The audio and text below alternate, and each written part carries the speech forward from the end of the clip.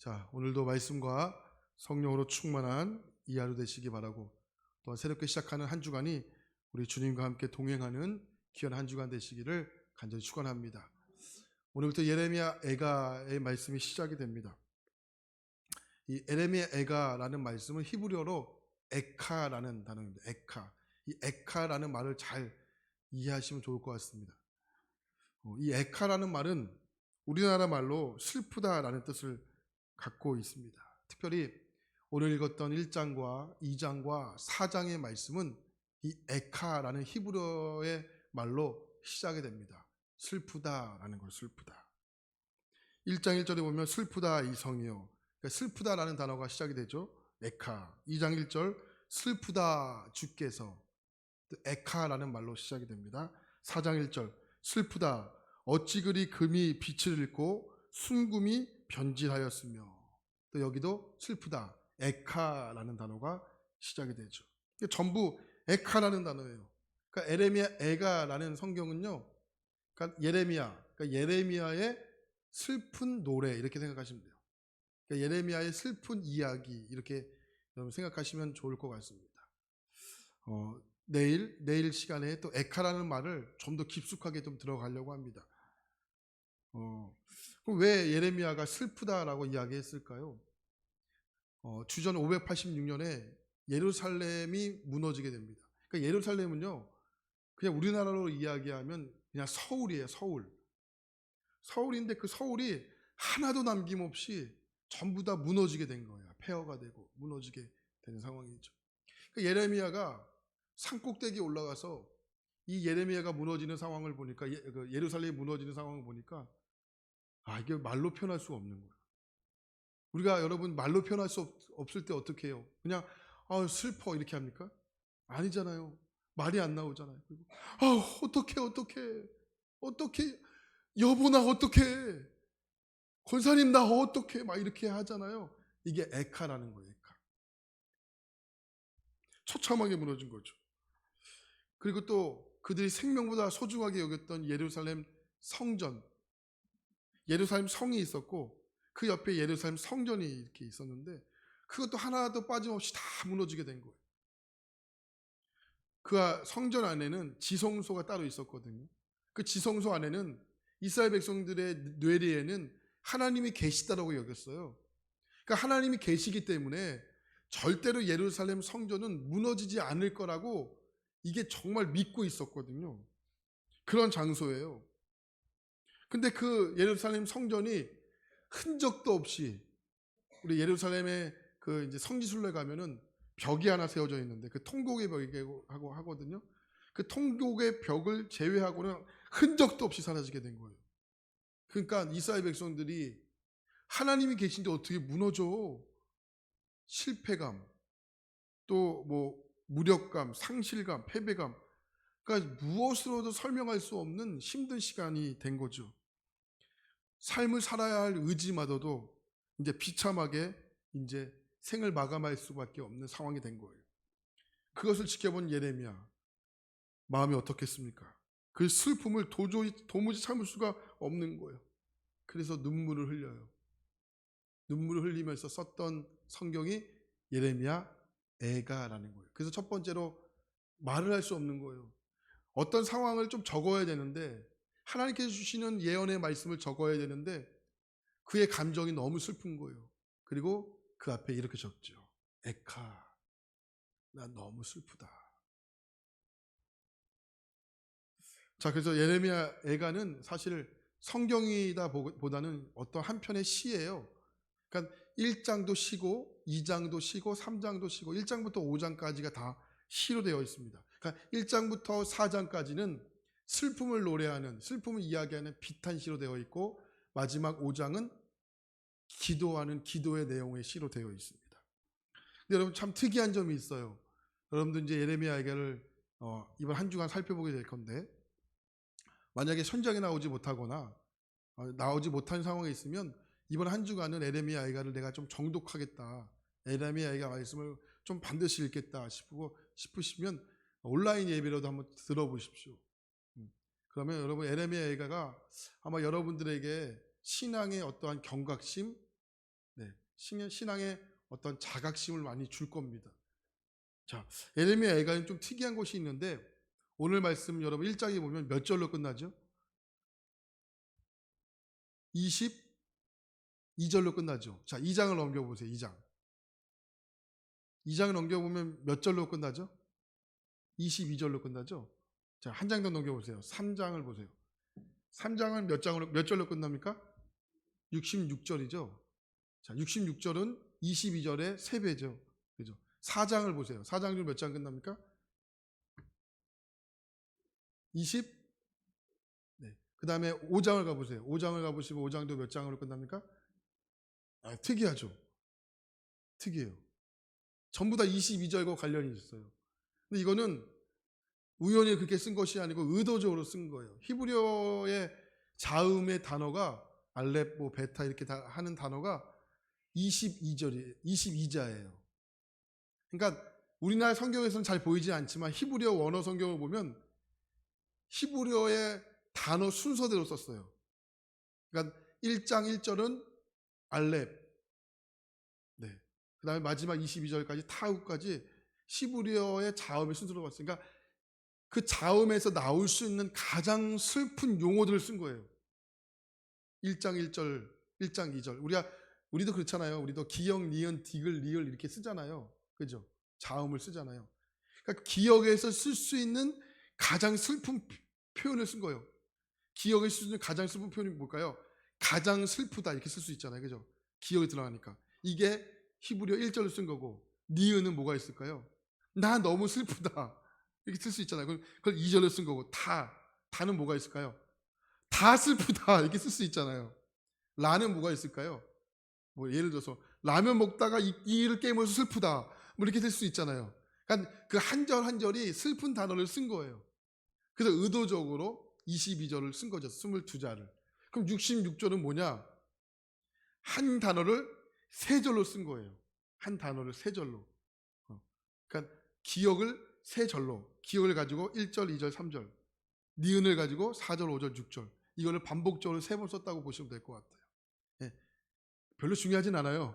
근데 그렇다 생각하시고 성경을 보시면 좀 더 좋지 않을까 싶어요.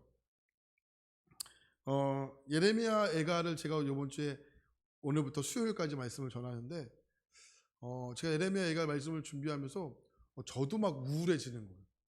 저도 여기에 막 함몰되고 여기 집중되니까 저도 막 제 스스로가 이렇게 막 처지고 그런 거 있잖아요. 영화도 그 드라마도 기쁜 거 보면 나도 모르게 기쁘고 사랑스러운 영화를 보면 나도 모르게 없던 감정도 막 나오게 되고 근데 막 슬픈 영화, 슬픈 드라마를 보면 나도 모르게 막 기분이 막 다운되잖아요. 성경도 그런 것들이 많아요.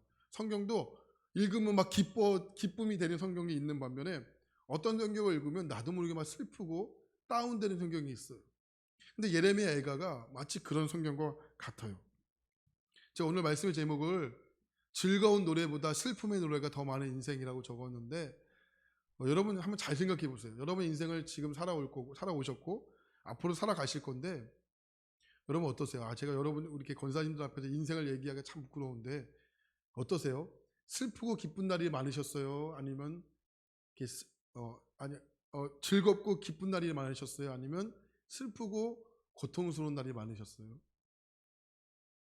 이렇게 비교할 수는 없지만 참 슬프고 힘들었던 날들이 많은 것을 기억을 하죠. 그러니까 기도만 봐도 그래요. 그러니까 권사님들, 좀 집사님들 이렇게 기도 받으러 오시는 분들을 보면 기도의 제목들이 목사님 나 너무 기뻐요. 저 너무 감격스러워요. 기도 좀 해주세요. 이렇게 하시는 분보다 목사님 저 여기가 아프고 또 이것 때문에 힘들고 자녀 때문에 어렵고 좀 기도해 주세요. 네, 이런 분들이 더 많을 정도가 아니고요. 훨씬 더 많아요. 그러니까 이것만 봐도 우리의 인생이 희가보다는 애가가 더 많은 인생이다라고 볼 수 있죠.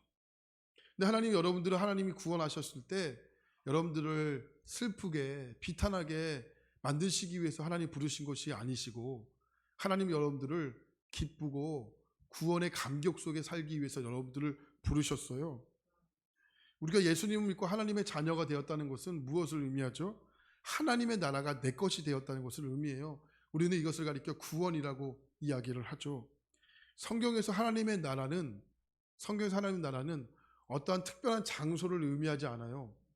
그러니까 우리가 하나님의 나라 하면 내가 죽어서 가는 장소라고 생각하지만 성경에서는 천국을 이야기할 때 장소로 이야기하기보다는 어떠한 통치권을 이야기하는 경우가 상당히 많아요. 다시 말씀드리면 그냥 내가 죽어서 가는 장소라면 천국의 의미가 많이 퇴색됐다는 거예요. 그러니까 하나님은 우리를 구원하신 이유가 이 땅에서도 기쁘고 감사하고 행복하게 살기 위해서 부르셨지, 하나님이 우리를 부르신 이유가 너 힘들어, 너 우울해하다 이렇게 부르신 것이 아니라는 거예요. 할렐루야. 그런 왜 우리가 이렇게 하나님을 믿는 이유, 하나님을 예수님을 믿는데 왜 우리가 이렇게 어렵고 힘든 이유가 뭘까요? 그게 죄 때문이에요. 죄가 우리를 그렇게 만든 거예요. 그러니까 죄가 그렇게 무서운 거예요. 죄를 가지고 있고서는 절대로 우리의 인생이 행복할 수가 없어요.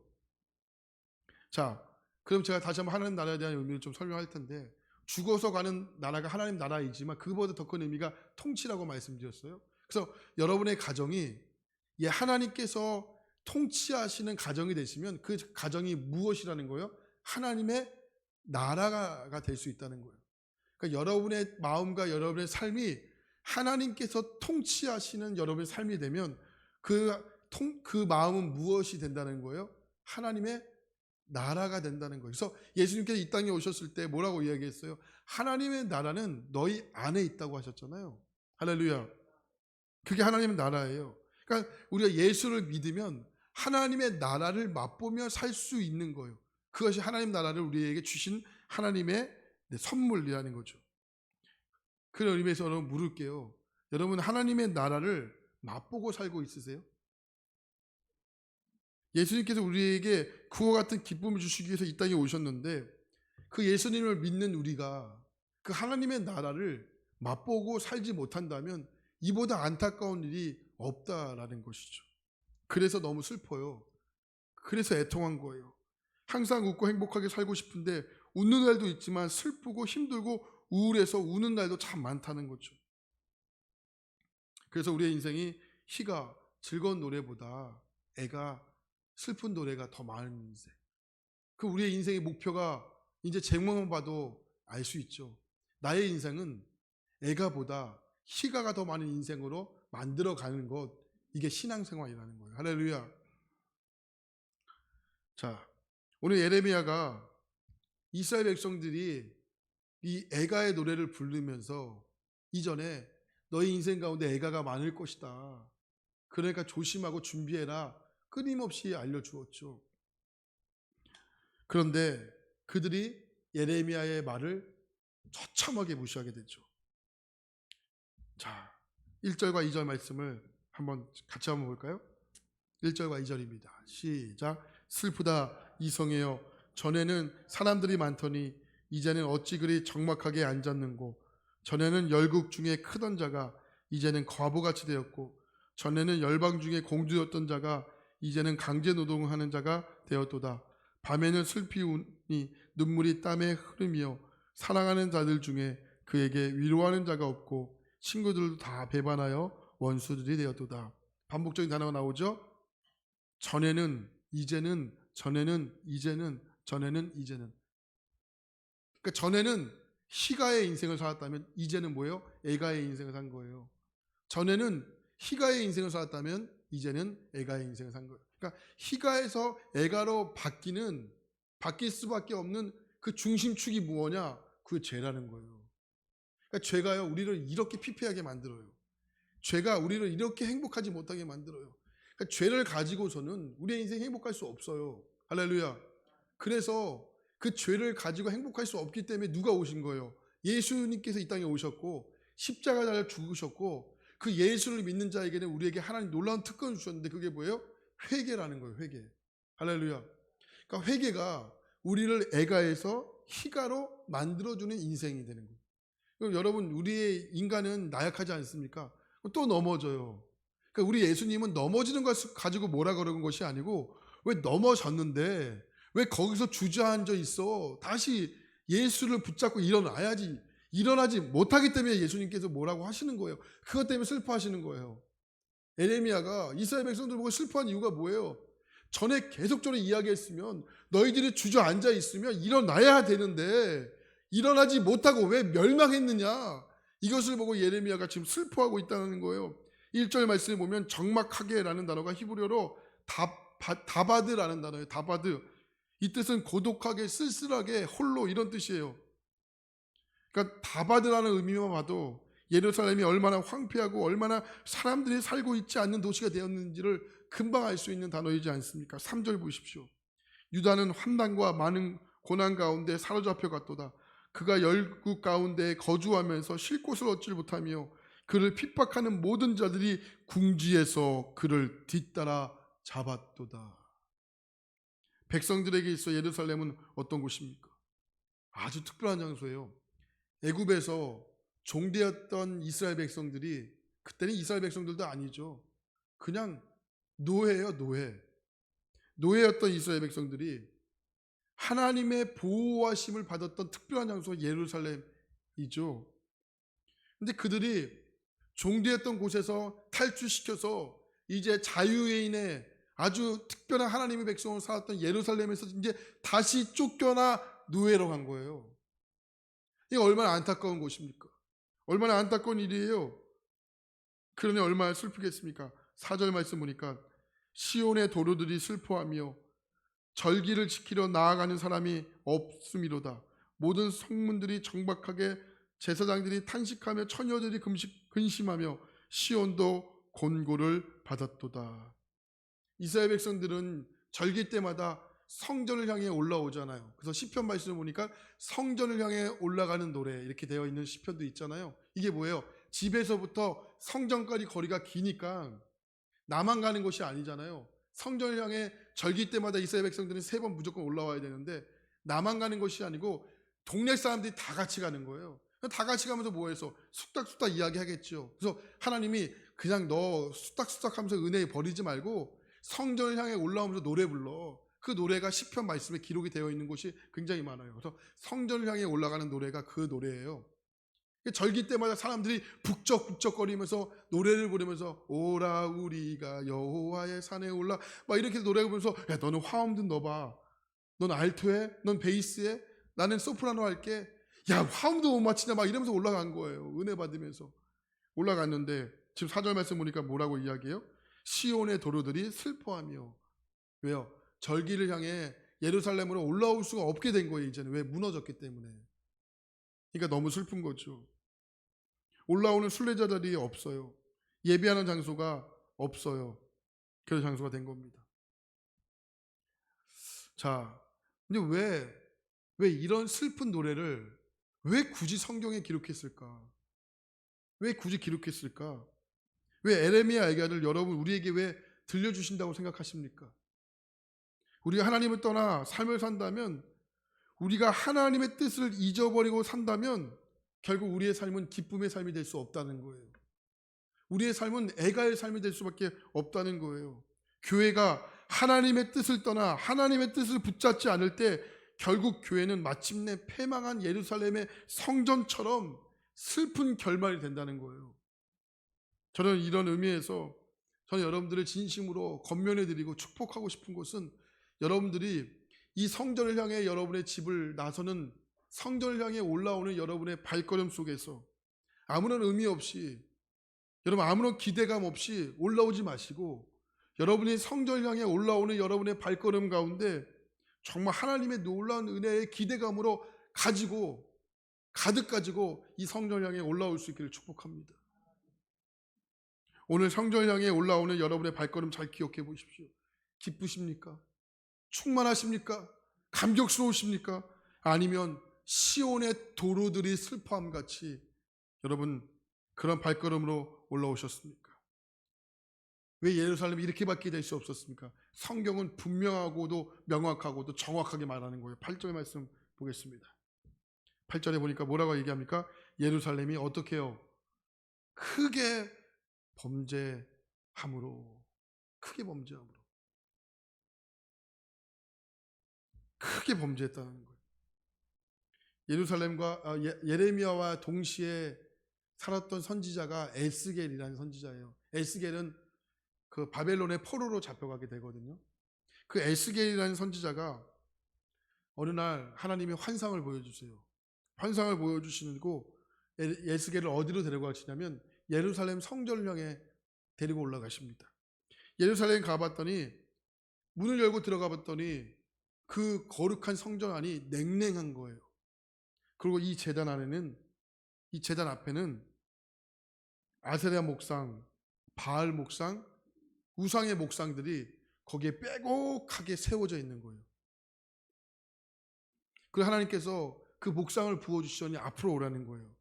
그 앞으로 가봤더니 이 제단 앞에 조그맣게 뭐 지갑 하듯이 구멍이 하나 딱 있는 거, 구멍이 하나. 그래서 에스겔에게, 에스겔아 일로 와봐, 이 구멍을 한번 파봐. 그래서 에스겔이 구멍을 열심히 팠더니 그 안에 이 우상의 목상에 보였던 것보다 훨씬 많은 것이 그 창고 안에 부득하게 쌓여 있는 거예요. 예루살렘 성전에.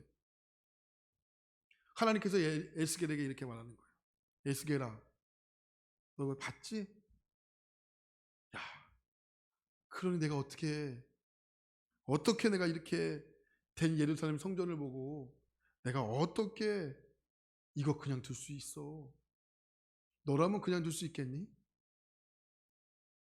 야, 이렇게 어떻게 놔둘 수 있어? 야, 이렇게 됐는데 내가 기도를 들을 수 있겠니? 이게 에스겔 성경에 기록이 되어 있는 내용이에요. 여러분, 저는 우리 시대의 문제가 다른 곳에 있지 않다고 봅니다. 우리 시대의 문제는 거룩해야 할 우리들이 하나님의 뜻에 있지 않는 곳에 있다고 봅니다. 우리가 슬퍼해야 할 곳은 다른 곳에 있지 않습니까? 우리가 울어야 할 곳은 다른 곳에 있지 않습니다. 그것은 바로 그 타락을 보지 못하는 우리의 어리석음을 보고 슬퍼하셔야 됩니다. 그 타락을 보지 못하는 이 우리의 어두움을 보고 슬퍼하셔야 됩니다.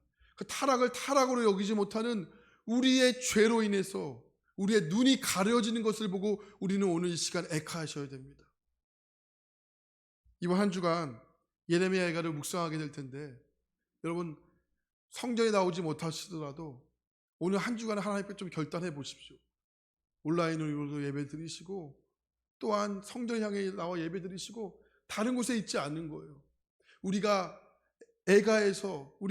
정말 애가에서 희가라 갈 수 있는 그 중심점에 우리의 죄를 발견할 수 있는 것. 이 애가를 기록한 이유가 뭐냐면 너희들도 그렇게 될 수밖에 그렇게 될 수 있는 가능성이 있다는 것을 우리에게 밝히 보여주시기 위해서 주님이 기록하셨다는 거예요. 여러분 이 기회 놓치시겠습니까? 여러분 주님이 여러분들에게 밝히 보여줄 수 있는 그 기회를 여러분 놓치실 거예요? 여러분 밝히 보셔야 됩니다. 그리고 주님 앞에 여러분의 이 예루살렘 성전 안에 있었던 그 아세라 목상과 바알 목상과 구멍 안에 있었던 그 우상들을 과감하게 버리시지 않으면 여러분 우리도 어찌 장담할 수 있겠습니까? 진짜 슬퍼할 줄 아는 것, 여러분 정말 슬퍼해야 할 것을 슬퍼할 줄 아는 그런 신앙으로 여러분 이번 한 주간도 살아내시기를 간절히 축복합니다. 이것이 예레미야 애가를 시작하면서 우리가 가져야 할 자세고 또 우리가 가져야 할 신앙의 모습이라고 믿습니다. 여러분 한 주간 이 예레미야 애가의 말씀, 이번 한 주간뿐만 아니겠죠. 그러나 이번 한 주간 특별히 예레미야 애가 딱 5장이에요. 월화수목금. 토요일 하루 쉬세요. 주일에 예배 드리시고 그럼 되잖아요. 하나님 앞에 작정하세요. 내가 이번 한 주간은 후반기 고난 주간으로 생각하겠다. 후반기 나의 신앙의 고난 주간을 생각하겠다. 하고 여러분 한 주간 결단하시고 나의 죄를 밝히 보는 기쁨의 한 주간 되시기를 간절히 축원하겠습니다. 기도합니다. 하나님 감사합니다.